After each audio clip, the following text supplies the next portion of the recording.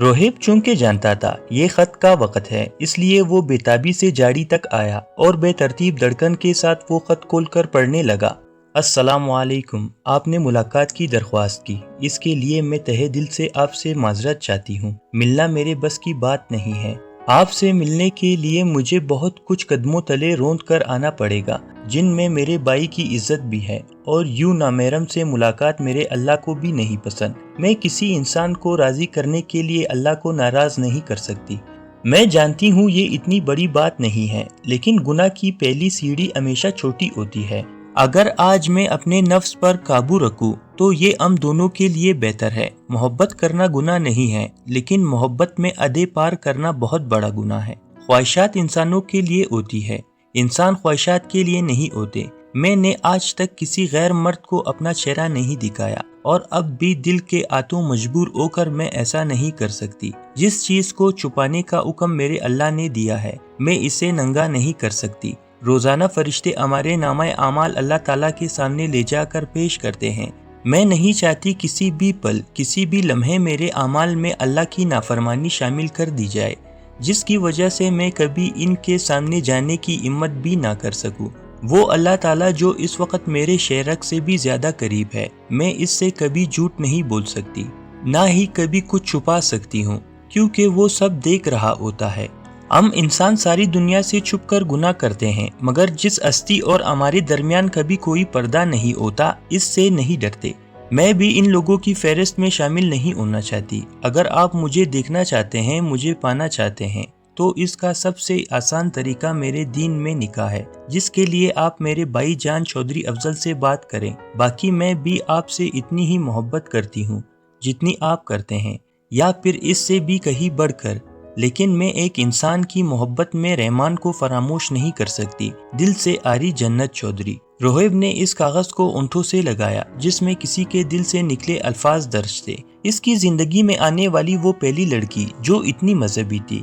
इसने अपने इर्द गिर्द लोगों को ऐसी मामूली बातों पर तो क्या, बड़ी बड़ी बातों पर भी गुनाह करते देखा है, और वो खुद भी यही करता था। इसकी तो पूरी जिंदगी झूठ और गुनाह के बोझ तले दबी थी। और ये लड़की वो थी जिसने अपनी इज्जत को नफ्स के कदमों तले नहीं कुचला, जो मोहब्बत भी इबादत समझकर करती थी। ये लड़की दीन और दुनिया में इससे कहीं ज्यादा आगे खड़ी थी। इसे बेसाख्ता रश्क महसूस हुआ अपनी मोहब्बत पर। मोहब्बत का ये अंदाज इसके लिए बिल्कुल नया था और बहुत ही खूबसूरत। जन्नत कुरान पाक सामने रख कर तलावत कर रही थी। वो आम के दरख्त के नीचे बैठी थी। इसने दुपट्टा इजाब के अंदाज में लपेटा हुआ था। बच्चे स्कूल गए हुए थे। अम्मा और दादी अंदर सोई हुई थी। खुदाए अज़्वजल बहुत ही बाबरकत है, जिसने अपने बंदे पर कुरान नाजिल फरमाया ताकि अहले आल को हिदायत करे। वही के आसमान और जमीन की बादशाही इसकी है, और जिसने किसी को बेटा नहीं बनाया, और जिसका बादशाही में कोई शरीक नहीं, और जिसने हर चीज को पैदा किया और फिर इसका एक अंदाजा ठहराया, और लोगों ने इसके सिवा और माबूद बना लिए हैं जो कोई चीज भी पैदा नहीं कर सकते और खुद पैदा किए गए हैं, और ना अपने नुकसान और नफा का कुछ इख्तियार रखते हैं, और ना मरना इनकी इख्तियार में है, और ना जीना, और ना मर कर उठ खड़े होना। वो जोर जोर से तलावत कर रही थी। इसकी आवाज बर्राई हुई थी। आंसू गिरेबा में जज्ब हो रहे थे। कुरान पाक की तलावत के दौरान अक्सर इसकी यही हालत होती थी। मधु बिना कोई आवाज पैदा किए दरवाजा खोलकर अंदर आई और वही बैठकर तलावत सुनने लगी। जन्नत ने ना इसे देखा था और ना इसकी तरफ मुतवज्जा थी। वो जन्नत से कुरान पाक सीख चुकी थी, जिसकी वजह से वो अच्छी तरह समझ सकती थी, लेकिन जन्नत के जैसी तलावत वो जिंदगी भर नहीं कर सकेगी, ये इसे यकीन था। 20 मिनट बाद जन्नत ने तलावत खत्म की और कुरान पाक को अकीदत से गिलाफ में लपेटने लगी। मधु को देखकर वो हल्का सा मुस्कुराई। मधु इसे देखे गई। इसकी आंखों में दूर लगी छुपी उदासी जन्नत से पोशीदा ना रह सकी। ऐसे क्या देख रही हो? जन्नत ने खुद पर मरकूज मधु की निगाहों को हैरत से देखा। देख रही हूँ तुम कितनी खुशकिस्मत हो जो मुसलमान घराने में पैदा हुई हो। मधु ने रश्क से इसे देखा। तुम भी तो खुशकिस्मत बन सकती हो। मेरे दीन में आने के लिए कोई मखसूस वक्त तो नहीं होता। तुम कभी भी कहीं से भी शुरू कर सकती हो, लेकिन मैं ऐसा नहीं कर सकती जन्नत। मैंने अक्षय से बात की, मानना तो दूर, वो तो आग बगूला हो गए। ऐसे में इस्लाम कबूल करना मेरे लिए काफी मुश्किल हो सकता है। वो उदासी से बोली। زندگی ہمیں دو راستے دکھاتی ہے مدو، مشکل اور آسان۔ مشکل راستے کی منزل دور اور کٹھن نظر آتا ہے، جبکہ آسان راستہ کافی سہل لگتا ہے جس پہ ہم بآسانی پہنچ سکتے ہیں۔ مگر مشکل راستے کی منزل جتنی بھی دور اور کٹھن ہو، وہ کامیابی کی منزل ہوتی ہے۔ بالکل ایسے ہی شاید شروعات میں تمہارے لیے مسائل پیدا ہو جائے، لیکن اگر اللہ پر بھروسہ کرو گی تو تمہاری سبھی مشکلات آسان ہو جائے گی۔ وہ غور سے جنت کی آواز سن رہی تھی۔ دو چڑیا اڑ کر منڈیر پر آ بیٹھی تھی۔ مشکل نہیں جنت، مشکل ترین راستہ ہے۔ اسلام قبول کرنے کی صورت میں اکشے کے ساتھ نہیں رہ سکتی، مجھے اس سے سارے رشتے ختم کرنے ہوں گے، اور رام کی ذمہ داری الگ ہے۔ میں اکیلی کبھی گھر سے باہر نہیں نکلی، اتنا لمبا سفر کیسے طے کروں گی؟ چڑیوں کی چو چو ماحول کی خاموشی کو توڑنے کی کوشش کر رہی تھی۔ تم وہ پہلی نہیں ہو جو آزمائی جاؤ گی، اور نہ ہی آخری ہو۔ آزمائش ہر انسان کے حصے میں آتی ہے، ان میں گرنا نہیں، مستحکم رہنا ہے۔ ہم سے پہلے لوگ بھی یوں ہی آزمائے گئے تھے، بلکہ اس سے بھی بڑھ کر ہمارے پیارے نبی صلی اللہ علیہ وآلہ وسلم جہانوں کے سردار، ہم سے 1000 گنا زیادہ آزمایا ان کو اللہ تعالیٰ نے۔ کافروں نے کون کون سے مظالم نہیں کیے تھے ان پر، پتھر پھینکنا، کبھی کوڑا پھینکنا تو کبھی پیٹ پر پتھر باندھنا، یا کربلا کی جنگ کی کئی واقعات میں تمہیں سنا چکی ہوں۔ کیا ان سے بڑھ کر تمہیں آزمایا جائے گا؟ مدو کچھ بول نہ سکی۔ تم اللہ کے راستے پر چلو، اللہ تمہیں گرنے نہیں دے گا۔ اتنا یاد رکھنا، وہ تمہیں کبھی ذلیل نہیں کرے گا، اور وہ کبھی بھی اپنے بندوں کو حد سے زیادہ نہیں آزماتا۔ مدو کی آنکھوں سے آنسو بہہ نکلے۔ یہی وہ لمحہ تھا جب وہ پگھل چکی تھی، دل پہ پڑا تالا کھل چکا تھا۔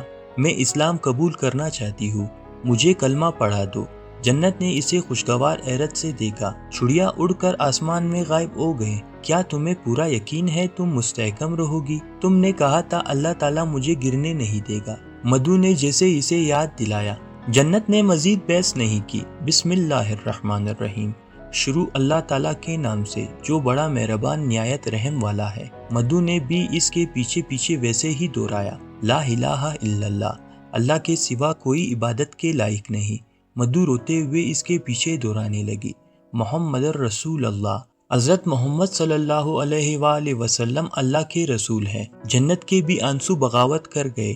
جنت نے آگے بڑھ کر اسے گلے سے لگا لیا۔ اسے فخر ہوا اس لڑکی پر جو اسلام کے لیے اپنا سب کچھ چھوڑ رہی تھی۔ صرف کلمہ پڑھ لینے سے تم مسلمان نہیں بن جاؤ گی مدو، تمہیں نماز، قرآن، روزے اور اسلام کی باقی احکامات پر بھی عمل کرنا ہوگا۔ بہت سارے مسلمان ہیں جو کلمہ پڑھ کر اللہ کے سوا دوسرے کو معبود بنا لیتے ہیں۔ کلمہ پڑھ کر تم نے اپنی زبان سے اقرار کیا ہے اللہ تعالیٰ کے سوا کوئی عبادت کے لائق نہیں۔ تم اس بات پر قائم رہو، واقعی اللہ کے سوا کوئی عبادت کے لائق نہیں۔ اگر تم نے اللہ کے علاوہ کسی اور کی عبادت شروع کر دی یا کسی اور کے دروازے پر کچھ مانگنے گئے تو تم شرک کے مرتکب ہوگی، اور شرک سب سے بڑا گناہ ہے۔ ہر گناہ معاف ہو سکتا ہے لیکن شرک نہیں۔ شرک مطلب شرک کرنا، یعنی نعوذ باللہ اللہ تعالیٰ کے برابر کسی کو لا کھڑا کرنا۔ کیا اللہ تعالیٰ کے برابر کوئی ہو سکتا ہے؟ کیا ان جیسا کوئی ہو سکتا ہے؟ کبھی نہیں مدو۔ ہم میں سے بعض لوگ اللہ کو مانتے ہیں، پھر اپنی دعائیں، منتیں، مرادیں لے کر قبروں پہ یا جعلی پیر فقیروں کے پاس جاتے ہیں، یعنی وہ ان سے مدد مانگنے جاتے ہیں۔ وہ کسی کی کیا مدد کر سکتے ہیں؟ وہ تو خود اللہ تعالیٰ کی کن کے محتاج ہے۔ جانے کیوں جاتے ہیں وہ پیر فقیروں کے پاس؟ آخر ایسا کون سا کام ہے جو ہمارے پروردگار سے نہیں ہوتا؟ نماز ادا کرتے ہوئے ہم کئی بار کہتے ہیں اللہ اکبر، یعنی اللہ سب سے بڑا ہے، لیکن پھر ہم خود ہی اپنی بات کو جھٹلا کر دنیا کی عیش و عشرت کو بڑا سمجھنے لگتے ہیں۔ زندگی صرف ایک دھوکہ ہے، ایک رنگین دھوکہ، ایک پل ہے تو اگلے پل نہیں۔ اس چیز پر کبھی بھروسہ مت کرنا جو تمہاری ہو ہی نہ۔ مدو بنا پل کے چپکائے خود سے چھوٹی اس 20 سال کی لڑکی کو دیکھ رہی تھی، جس نے اپنی زندگی میں وہ کچھ سیکھا جو وہ زندگی بھر نہیں سیکھ سکی۔ یہ ایک خوبصورت امانت میں تمہیں سونپ رہی ہوں۔ جنت نے قرآن پاک مدو کے ہاتھوں پر رکھ دیا، جسے اس نے عقیدت سے آنکھوں سے لگایا۔ مدو کو قرآن پاک بہت بھاری محسوس ہوا۔ اس کتاب میں پوری دنیا ہے، اس کتاب میں تمہاری منزل ہے، اس میں تمہارے ہر سوال کا جواب موجود ہے۔ اس کتاب پر عمل کرو گی تو کبھی ٹھوکر کھا کر نہیں گرو گی۔ یہ کتاب تمہیں گرنے نہیں دے گا، لیکن اگر تم اسے چھوڑ دو گی اور دنیا کے دھوکے میں آؤ گی تو بہت پچھتاؤ گی۔ مدو نے قرآن پاک کو سینے سے لگایا۔ اسے اندازہ ہو رہا تھا بہت بڑی ذمہ داری تھی جو اس نے اٹھائی ہے۔ اور مدھو نے خود کو مکمل طور پر اسلام کے حوالے کر دیا۔ لیکن یہ فیصلہ اتنا بھی آسان نہیں تھا۔ اب وہ ایک مسلمان تھی اور اکشے کے ساتھ نہیں رہ سکتی تھی۔ اسے اکشے سے طلاق لینا تھا، اسے یہ گھر بھی چھوڑنا تھا۔ وہ کہاں جائے گی؟ کون پناہ دے گا اس کو؟ وہ کچھ سمجھ نہیں پا رہی تھی۔ قرآن پاک ہاتھوں میں لیے وہ گھر سے باہر نکلی۔ سوچوں کا ایک انبار تھا اس کے دماغ میں۔ راستہ کافی مشکل نظر آ رہا تھا اور کوئی منزل بھی وہ نہیں دیکھ رہی تھی۔ اس کے کانوں میں جنت کی آواز گونجی، صحیح منزل کا راستہ ہمیشہ مشکل ہوتا ہے۔ آسمان اس دن خوب برس رہا تھا۔ برف کے چھوٹے چھوٹے ٹکڑے اس جنت جیسے علاقے میں پڑ رہے تھے، ایسے جیسے روئی کو ٹکڑوں میں آسمان سے کوئی نیچے پھینک رہا ہو۔ وہ تینوں بچے برف باری میں بڑے مزے سے کھیل رہے تھے۔ گھر سے باہر اس خالی جگہ پر وہ لوگ بڑے مزے سے کھیل رہے تھے، اس بات سے انجان کہ کیا ہونے والا ہے اور کتنا بڑا طوفان آنے والا ہے۔ ایک ایسا طوفان جو ان کی زندگیوں، ان کی بچپن کو بکھیر دیتا، برف کے گولے بناتے۔ ان معصوم بچوں کو کیا معلوم تھا یہ دسمبر زندگی میں پھر کبھی لوٹ کر نہیں آئے گا۔ بچپن کے یہ دن نہ آنے کے لیے گزر رہے تھے۔ گڑیا کو ایک بڑا گولا رام نے بنا کر مارا، جس سے اس کی آنکھیں اور کپڑے برف سے بھر گئے۔ اس نے بھی جواباً رام کو منہ پر گولا رسید کیا۔ جنت دروازے سے نمودار ہوئی اور بچوں کی یہ حالت دیکھ کر اسے غصہ آیا۔ ہاتھ اور کپڑے خراب کرنا تو معمولی بات تھی، ان تینوں نے کچھ گرم لباس بھی نہیں پہنا تھا جس سے وہ برف اور سردی کے زور سے محفوظ رہتے۔ جنت کا بس نہیں چلا، ان تینوں کو کان سے پکڑ کر اندر کھینچ لائے۔ اندر آ جاؤ بچوں، یہ کیا کر رہے ہو؟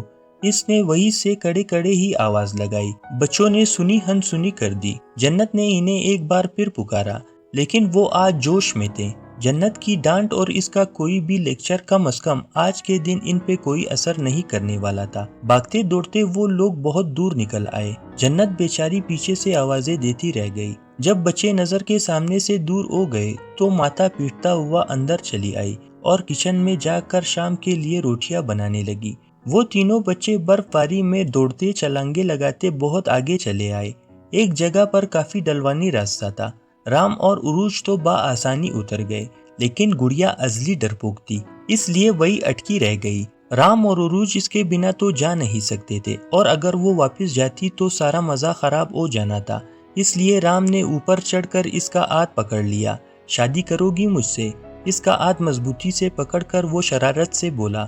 کوئی اور موقع ہوتا تو گڑیا اسے کافی برا بھلا کہتی، لیکن یہاں وقت کا تقاضا کچھ اور تھا، اس لیے اس نے معصومیت سے سر اسبات میں ہلا دیا۔ رام اس کا ہاتھ پکڑ کر اسے نیچے لے آیا، پھر وہ وہی بیٹھ کر برف کے گھر بنانے لگے۔ اوپر سے بھی برف گر رہی تھی، شام کے سائے ڈل رہے تھے، تھوڑی دیر بعد مغرب ہو جاتی، لیکن مجال ہے جو ان بچوں کو ذرا بھی پرواہ تھی۔ گڑیا نے ایک خوبصورت محل بنایا۔ عروج رشک سے اسے دیکھنے لگی۔ رام چاہ کر بھی ویسا محل نہیں بنا سکا، اور یہی بات اسے بری لگی۔ اس نے لات مار کر گڑیا کے محل کو بھی گرا دیا، جس پہ وہ بائے بائے رونے لگی۔ رام اس کے آنسو نہیں دیکھ سکا، اس لیے اس کے ساتھ مل کر اس کے لیے نیا محل بنانے لگا۔ جب سورج مکمل طور پر غروب ہو چکا تھا تو عروج کو گھر جانے کا خیال آیا۔ وہ سب تیار نہ ہوتے اگر انہیں چودھری افضل کا ڈر نہیں ہوتا۔ ابھی رک جا دسمبر، ذرا تھم کر گزر، وقت کو یوں نہ دوڑا کہ ابھی تو بہت کچھ باقی ہے، کچھ باتیں ابھی ادھوری ہے، کچھ یادیں ابھی ادھوری ہے، ابھی تو سب کچھ ادھورا ہے۔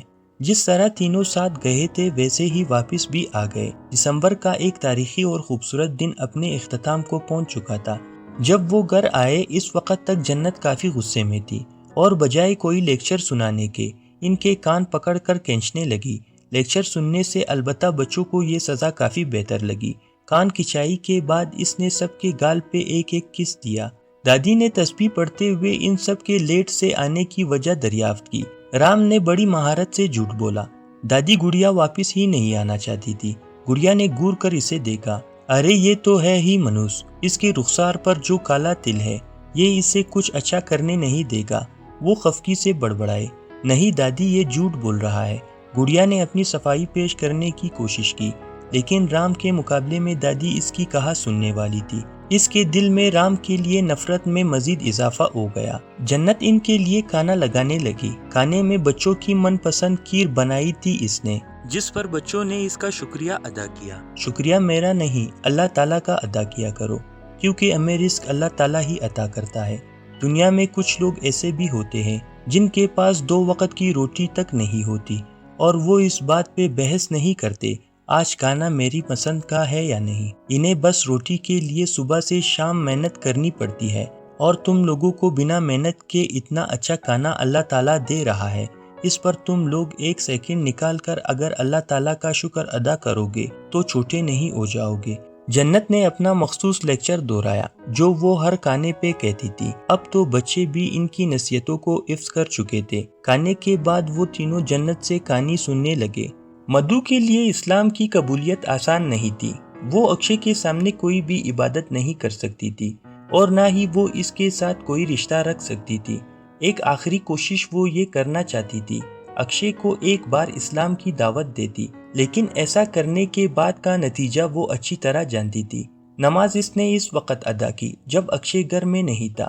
پہلے ہی دن مسلمان ہوتے ہی اس کے دل سے جیسے بہت بھاری بوجھ ہٹ گیا ہو۔ دل پرسکون تھا، لیکن دماغ میں آنے والے وقتوں کو لے کر کئی اندیشے تھے۔ دن کے وقت اس نے یہی سوچا، رات کو اکشے کے گھر آتے ہی وہ اسے اسلام کی قبولیت والی بات بتائے گی، یا دوسری صورت میں وہ اکشے کو چھوڑ کر کہیں اور چلی جائے گی۔ لیکن اس نے جو نہیں سوچا تھا وہی ہونے والا تھا۔ جب شام کا وقت ہوا تو وہ ترجمے والا قرآن پاک لے کر بیٹھ گئی۔ جائے نماز پر بیٹھی وہ کئی گھنٹے تلاوت کرتی رہی۔ ایک ایک لفظ اس کے دل میں اتر رہا تھا۔ وہ اس وقت خود کو دنیا کی سب سے خوش قسمت انسان سمجھ رہی تھی۔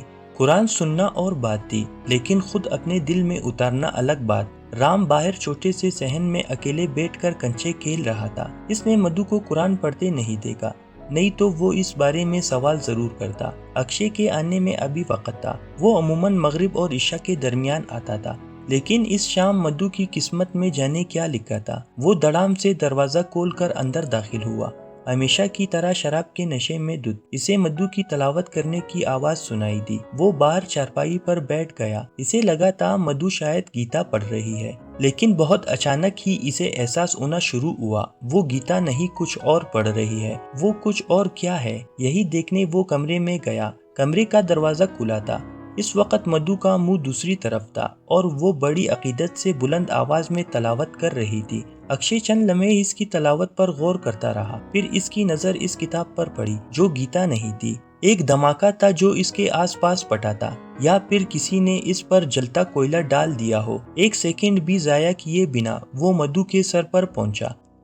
پیارے دوستو، ویڈیو پسند آنے کی صورت میں میرے چینل کو سبسکرائب ضرور کیجیے گا۔ لائک، کمنٹ، شیئر کر کے اپنے خلوص کا اظہار ضرور کریں۔ شکریہ، فی امان اللہ۔